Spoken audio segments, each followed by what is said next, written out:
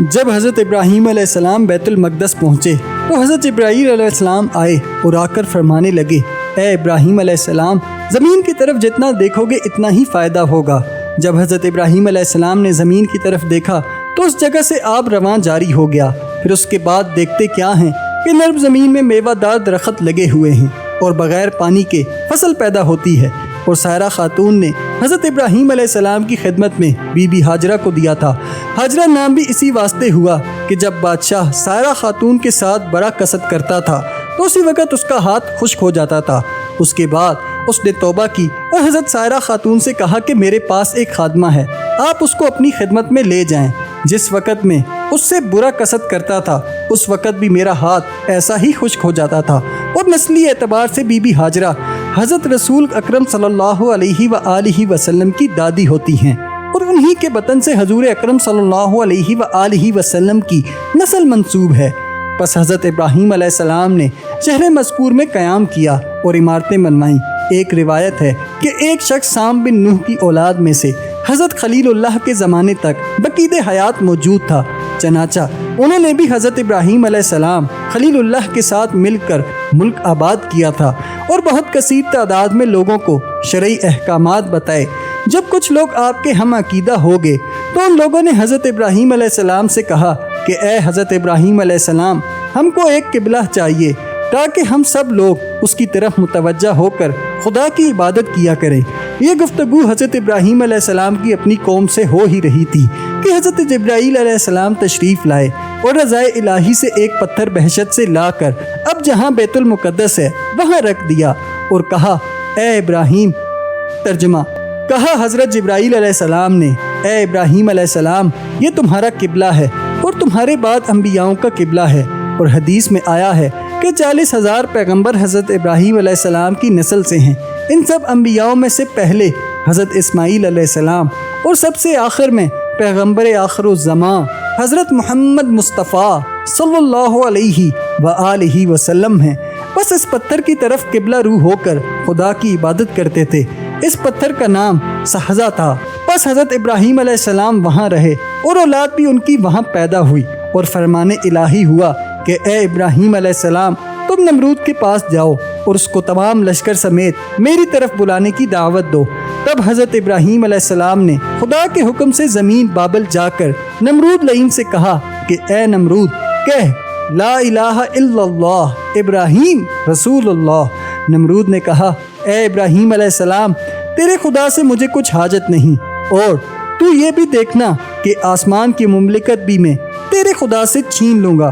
اور اس کے جواب میں حضرت ابراہیم علیہ السلام نے کہا، اے ملعون، تو آسمان پر کس طرح جائے گا؟ وہ بولا کہ میں آسمان پر جانے کی تدبیر کرتا ہوں۔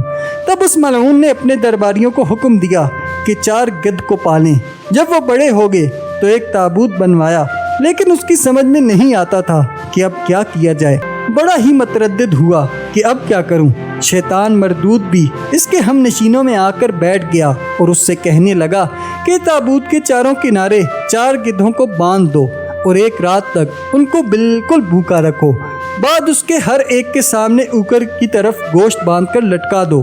جب یہ چاروں گدھ گوشت کھانے کا قصد کریں گے تب تجھ کو آسمان کی طرف لے اڑیں گے اور تھوڑی ہی عرصے میں تابوت سمیت تجھے آسمان پر پہنچا دیں گے۔ جب تو وہاں پہنچ جائے گا تو ابراہیم علیہ السلام کے خدا سے سلطنت فوراً چھین لینا اور پھر اپنا تسلط وہاں قائم کر دینا، اور اپنے ہمراہ ایک مصاحب کو بھی لے لینا۔ جب ایک روز اوپر گزرے گا، ٹیلے اور پہاڑ دوئے زمین کے یکساں معلوم ہوں گے۔ پھر دوسرے دن تمام عالم دریا کی مانند نظر آئے گا۔ اس وقت سمجھنا کہ میں اب آسمان پر پہنچ گیا ہوں۔ اس ابلیس نے اسے جو کہا اور نمرود بادشاہ نے اس کو سنا اور پھر ویسا ہی کیا، اور ایک مصاحب کو اپنے ساتھ لے کر اس تابوت پر سوار ہو کر آسمان کی طرف چلا گیا۔ جب کچھ بلند ہوا تو اپنا تیر کمان میں لگا کر چاہا کہ آسمان کی طرف لگا دے۔ اس وقت اس کے مصاحب نے آ کر کہا کہ اے بادشاہ، تو یہ کیا کرتا ہے؟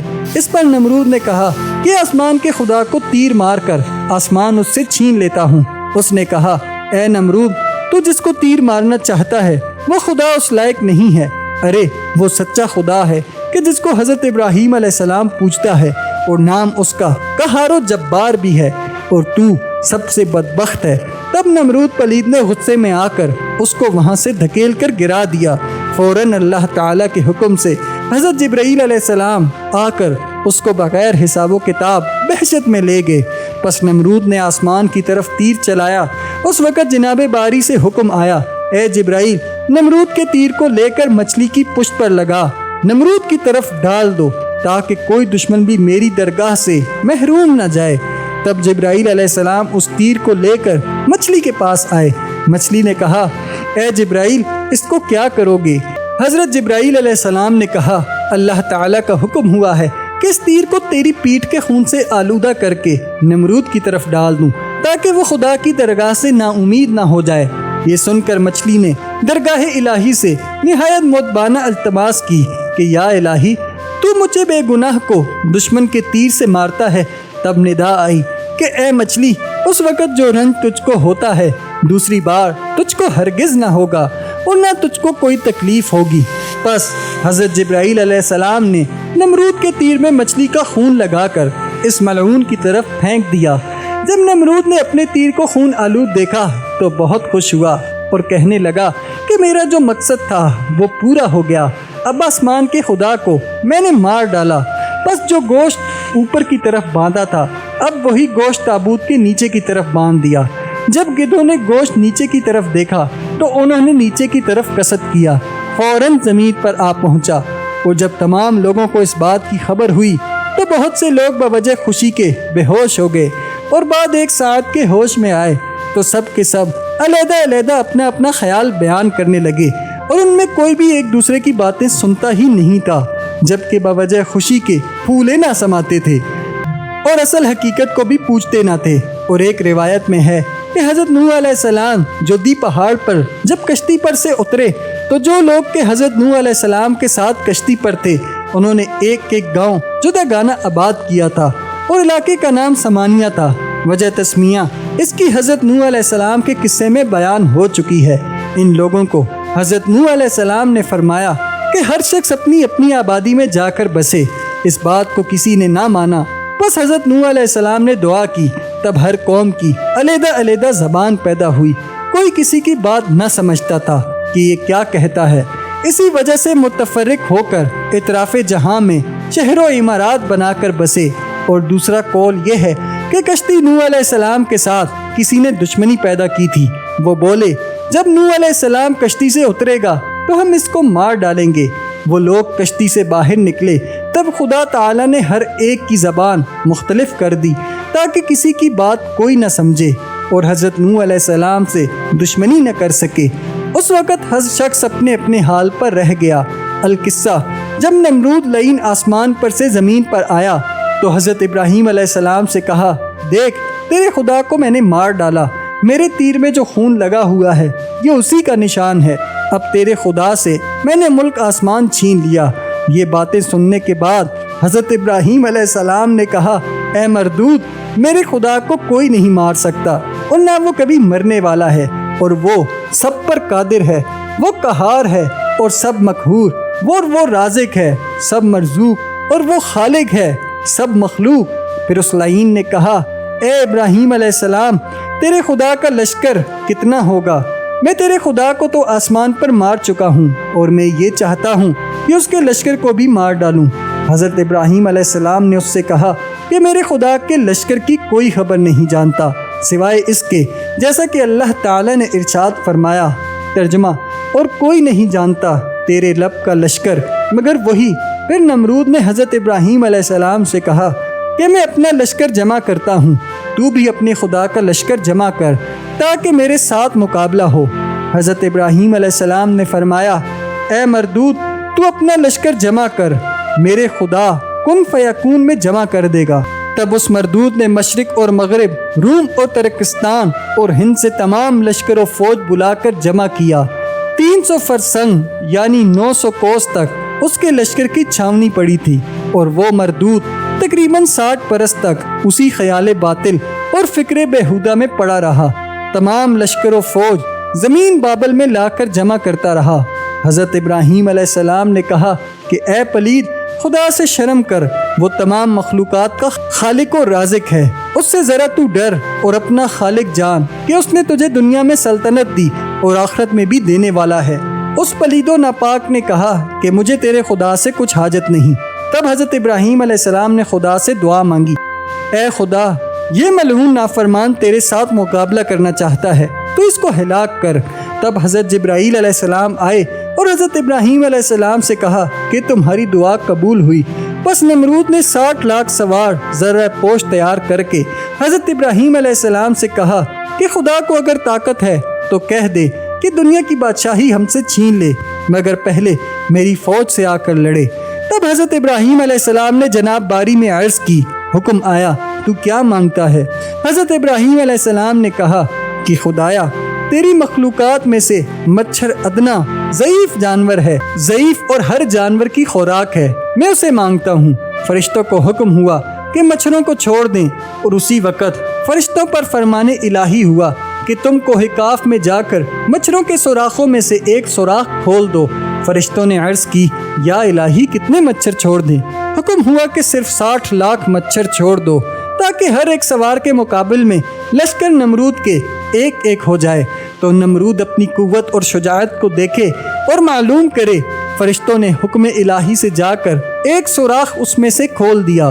تب مچھر ابر کی مانند زمین بابل میں جہاں نمرود کی لشکر گاہ تھی جا پہنچے۔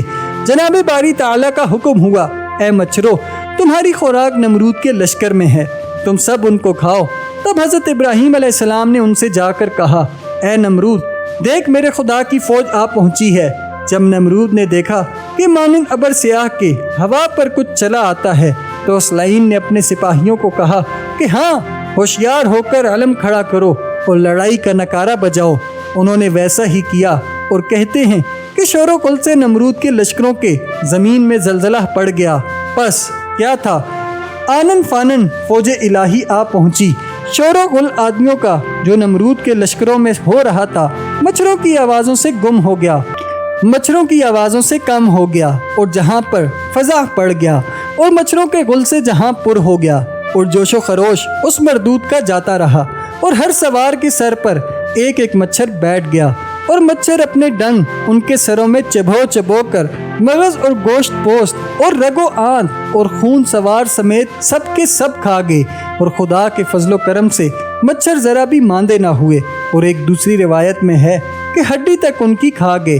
اس ملعون کے لشکر کی لشکر گاہ میں ایک آدمی بھی نہ رہا، اور ایک مچھر کانا، لنگڑا، لولا، غرض کے ہر عضو اس میں نقص تھا، وہ سردار مچھروں کا تھا۔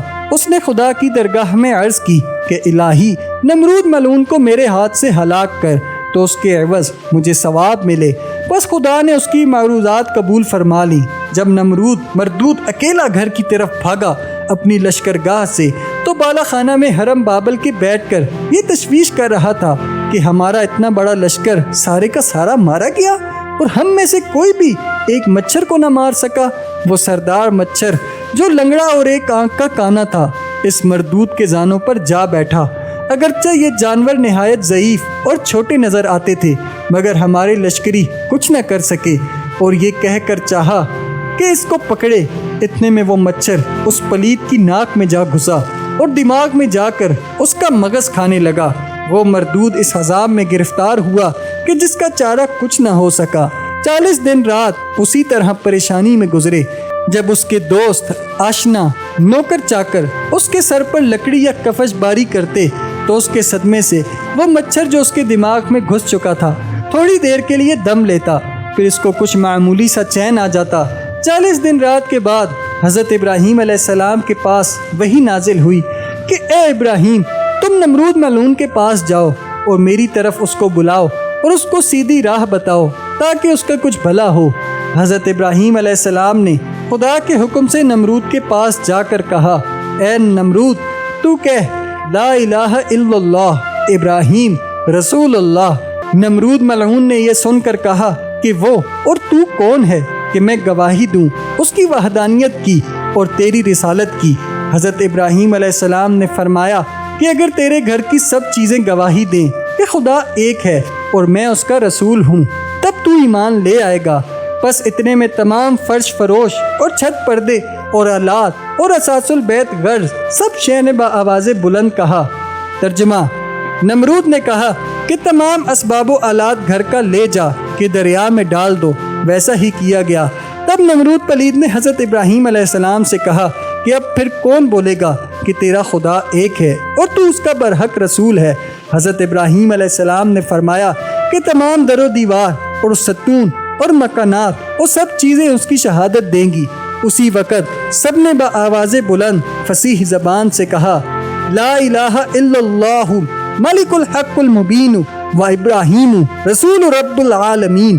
پھر نمرود نے اس سب شے کو یعنی در و دیوار اور مکان اور ستون سب خدا کر جلا دیا۔ پھر نمرود ملعون نے کہا: اے ابراہیم، بتاؤ اب کون تمہارے خدا کی گواہی دے گا اور تمہاری رسالت کی گواہی دے گا؟ حضرت ابراہیم علیہ السلام نے فرمایا کہ تیرے بدن کی پوشاک گواہی دے گی۔ پھر اسی وقت کپڑوں نے گواہی دی، ان کو بھی نمرود ملعون نے اتار کر جلا دیا۔ پھر پلید نابکار نے حضرت ابراہیم علیہ السلام سے کہا: بتاؤ اب کون بولے گا؟ پھر اسی وقت حضرت جبرائیل علیہ السلام نازل ہوئے اور حضرت ابراہیم علیہ السلام سے کہنے لگے: اے ابراہیم علیہ السلام، تمام کافروں نے موت کے وقت خدا کی وحدانیت کا اقرار کیا تھا، مگر یہ مردود کافر ہرگز ایمان نہ لائے گا اور قیامت تک اس پر عذاب شدید ہوگا۔ اور ایک حدیث میں آیا ہے کہ جس وقت عبداللہ ابن مسعود رضی اللہ تعالیٰ عنہ نے ابو جہل کا سر کاٹنا چاہا، اس وقت ابو جہل نے کہا: اے عبداللہ، تم اپنے محمد سے کہہ دو کہ جب سے میں اس کو دشمن جانتا ہوں تب ہی سے یہی بولتا ہوں کہ وہ رسول خدا کا نہیں۔ پس قیامت کے دن حشر کے میدان میں حضرت بلال حبشی رضی اللہ تعالی عنہ نماز کے لیے اذان دیں گے: اشہد ان لا الہ الا اللہ محمد رسول اللہ۔ یہ سن کر ابو جہل وہاں بھی بولے گا: محمد رسول اللہ خدا کا رسول نہیں۔ پس یہ دونوں مردود ابو جہل اور نمرود دنیا میں بڑے کافر تھے اور آخرت میں بھی ہمیشہ عذاب ان پر رہے گا۔ حضرت جبرائیل علیہ السلام نے آ کر حضرت ابراہیم علیہ السلام سے کہا کہ اس ملعون کی اجل آ چکی ہے اور اب کچھ دن باقی نہیں ہیں۔ جس گھڑی وہ مچھر اس کی ناک سے نکل کر چلا گیا، وہ مردود جہاں تھا مر گیا اور جہنم واصل ہوا اور قیامت تک عذاب میں مبتلا رہے گا۔ اور ایک روایت میں ہے کہ نمرود کے سر پر ڈنڈا مارنے کے لیے ایک نوکر مقرر تھا۔ جب شب و روز اس کو ڈنڈا مارا جاتا تو اس کو کچھ قرار و آرام ہوتا۔ اسی طرح جب رات دن ڈنڈے لگاتے لگاتے 40 دن گزرے تو نوکر جو مقرر تھا وہ ناچار ہوا۔ آخر غصہ ہو کر ایک ہی دفعہ زور سے ایک ڈنڈا ایسا مارا کہ اس مردود کا سر 2 ٹکڑے ہو گیا اور اس کے سر کا پورا بھیجا نکل پڑا اور اسی حالت میں اس کی جان نکل گئی اور وہ جہنم میں داخل ہو گیا۔ اور وہ مچھر مغز کھا کر کافی بڑا ہو گیا تھا، وہ سر کے پھٹ جانے سے باہر نکل آیا اور پھر وہ بھی چلا گیا۔